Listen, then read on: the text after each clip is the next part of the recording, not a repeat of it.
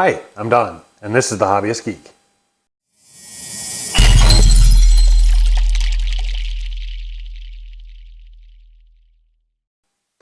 Welcome back, y'all. Today we are continuing with the Mu Model IDW collection with Saber. And I gotta tell you guys, I am really looking forward to this guy. Drift was like solid white. Tarn was black and very dark purple, but this guy, look at the colors on him.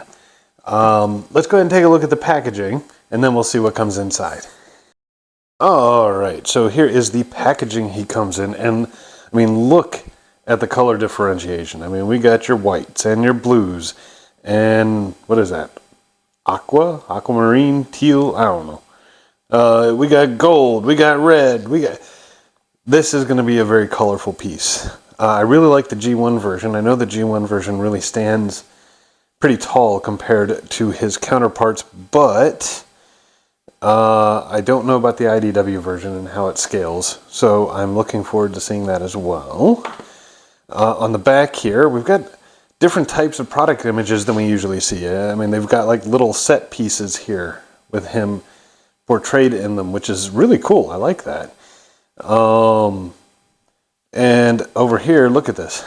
It actually shows out all of the accessories. Man, that light reflection, there we go. It shows all the accessories, different swords. It looks like another kind of blade, maybe. Shield, not sure what that is. Maybe some sort of blaster or pistol. The wings. This is going to be an excellent piece. I can't wait to get him assembled. And it doesn't look like it's going to be too much. 349 pieces. This is different. I've never seen this, but I'm guessing this is the difficulty rating, so it looks like it's another 6. But man, this is nice. And I like the black packaging as opposed to what we usually get. But let's go ahead and get the cellophane off and see what's inside. Alright, with the cellophane off, this is actually more akin to the Fairy series. We've got this little tab, we can pull it out. The box is really solid, not just a sleeve, which is cool. Taking a look at this, we've got our obligatory sales pamphlet. Whoa, I don't remember seeing one of those before. So, a couple new products in there. Tower of Babel. That's kind of cool. Let's see, anything interesting on this side? Some scroll pieces. This looks pretty nice. Some ideas for future builds. For now, we've got this instruction book. Oh man, this is a book too. This is a thick book. Way better constructed than the previous ones. And on the front here, we actually have the model itself. So not a artistic interpretation or a comic version. This is the actual model on the image. And these instructions are nice, big. They look fairly detailed. Looking forward to it. This is definitely more like the Fairy series. You can see these little markings like this, and these here. That tells you which way to twist or bend the tabs, which is not present in most of the Transformers models. And we also get these product images here in the middle, again reminiscent of the Fairy series instructions. So that is also quite cool. And it looks like here at the end we get some options for display, which we'll show off once we get the piece assembled. Let's take a look at the metal. All right. Whoa. Okay. No. Looks like this is mostly empty. We do have a few magnets here. Not as many as I would have expected, given all of the accessories. No acrylic stand like with the Fairy series, unfortunately. And we've got all of this metal and this nice packaging, and it looks like, yeah, there's a cardboard backing here to prevent it from being bent. Let's see if I can find the seam. Here we go. All right. So with all of the metal pulled out, we have 1, 2, 3 and a half, and a quarter, and an eighth. So almost 4 full sheets worth. Almost, not quite. But take a look at this. I mean, it looks amazing. These whites actually have, I don't know if that's showing up on camera, but it's got some gray bits in there too. I don't know if that's supposed to be shading or just a design choice, but that's pretty awesome. Got this beautiful red. This looks like the red they used like on Optimus, and the blue too for that matter. It looks pretty amazing. Look at that detail. Look at that, the gold stripes on there. That is amazing stuff. And then we've got these gold sheets with that beautiful red just contrasting with it. I mean, that is gorgeous stuff here. This is going to be an amazing piece. Really awesome. I don't think it's going to scale quite the way I'd hoped. I don't think he's going to be as big as I was hoping for, based on the pieces that I see here. That said, I still think he's going to look awesome. But why don't we go ahead and get some pieces cut out and get this thing assembled.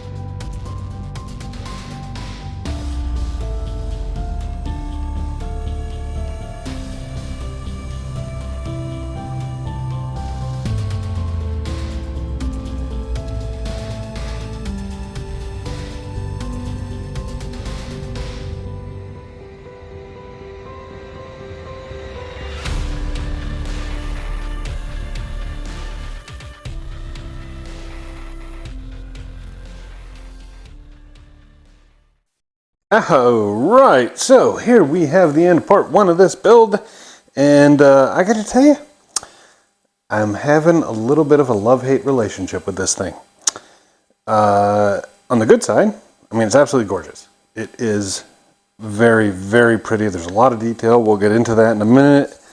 And on the build side, the metal it's nice, it's sturdy, bends just the right way for the most part. I don't have any fear of breakages like I did with the Tarn build. All in all, you know, that's pretty nice.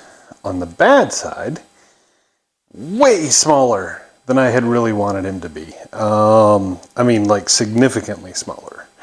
What's more is, and a lot of this has to do with the size, the build is more frustrating than in previous builds because of the scale. There's a lot of edges that need to be folded that are maybe a millimeter wide, which makes it difficult to grasp with the tweezers and get the right bend. The tabs are a lot smaller than in the previous builds that we did, which make it a little more complicated. So, you know, it's kind of a love-hate thing going on here. But let's go ahead and take a closer look. First up, we've got this sword. And I hesitate to call it a sword because there's no edge. I mean, it's not like the drift piece where there was an edge. This is more of a club in the shape of a sword. But, you know, it works.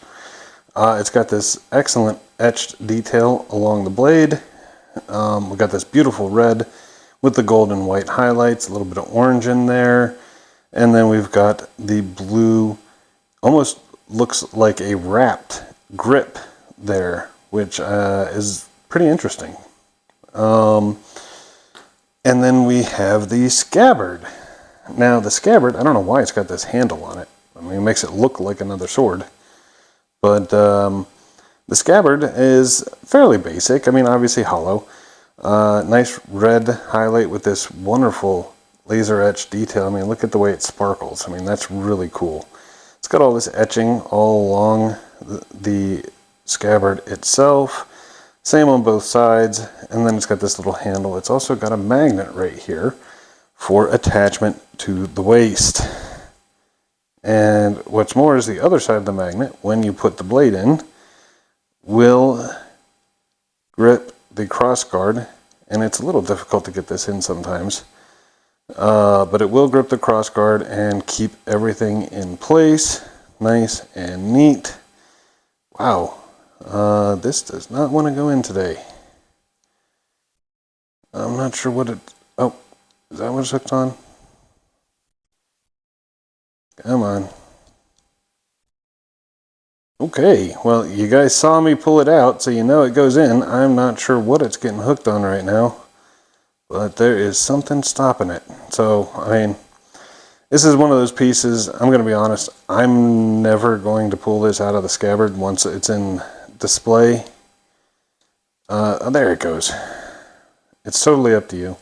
That is what it looks like in its finished sheathed configuration. Nice and neat. As for the legs themselves, we've got a lot of gorgeous detail. We've got this beautiful red, these gold highlights. I love the shape of the foot, and actually the way it assembled was actually really cool. I mean, with pieces of the toe and the ball of the foot going inside this and then clamping together to hold it in place. It's really nice. Here on the ankle, you can see some of the laser etched detail. That actually goes all the way around the ankle. And that right there is the only part that you can see, because everything else is completely covered. On the outside of the calf here, I mean, you've got this excellent detail with the gray, some laser etching here. I mean, the gray is almost blue in the way that it looks. You got that yellow, the red highlights, and again, that glitter effect.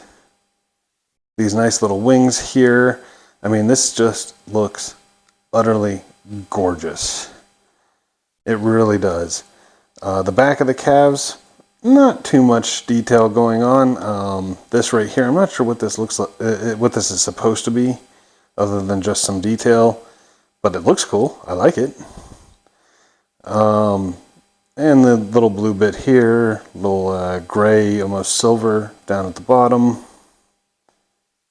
By the way, the bottom of the feet. Look at that. Look at all the detail on the bottom of the feet. Okay, no one's ever gonna see that, but it's there. You've got this wonderful knee spur, which is, I mean, it's really gorgeous. I mean, with the blue and the gold, and this almost graded laser etch piece there. Coming up to the thigh, I mean, you can see, you know, we've got the cylinders here to show movement or where it could bend. And then here, I don't know how well that's showing up, but there's a bunch of detail inside, and then you've got this mesh on top with additional detail like on the mesh. It gives it this great layering effect that is almost invisible unless you're shining a light right in there and looking straight at it. The hip has this great gray and yellow laser etched detail there, and again with the joint here at the hip having that laser etched piston work. The crotch itself, red, gold. I mean, you're looking right at it. There's not a whole lot more I can add to that. You know, beautiful detail. It really is. I'm looking forward to seeing what it comes, what it looks like with the rest of the body attached. Over here, you've got this gold highlight that's actually a bit of a separated piece. So you've got a gap here, which is actually pretty cool. The gap is supposed to be there, and it really kind of makes it stand out. And it really looks awesome. It really, really does. I should mention, this little gap right here, that's one of those millimeter wide things I was talking about that's just, I mean, it's kind of a pain. And no, I'm not talking about the blue. I'm talking about the part that's right underneath the cylinder. It's hard to see, but it is there. That's one of those pieces that was just, it was a pain to assemble. It really was. Butt plate, not a lot to it, but they do have the Mu Model logo here, which is done out in the same shade of red, so you really can't notice it unless you're looking straight at it. You got a little bit of a mesh detail there underneath the butt plate, and obviously nothing in here that's going to be visible. A little hook where the scabbard will attach, which is a tight fit. It really is. Oh man, that went in nice and easy that time. But, and that's what he looks like with the scabbard attached. All in all though, this thing is coming along quite nicely. He's nowhere near as big. I mean, you can see, you know, I can't even splay my fingers out entirely for the legs here. So, I mean, he's pretty small.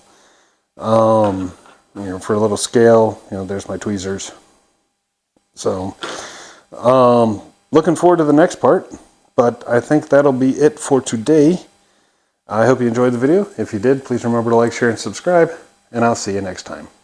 Have a great day.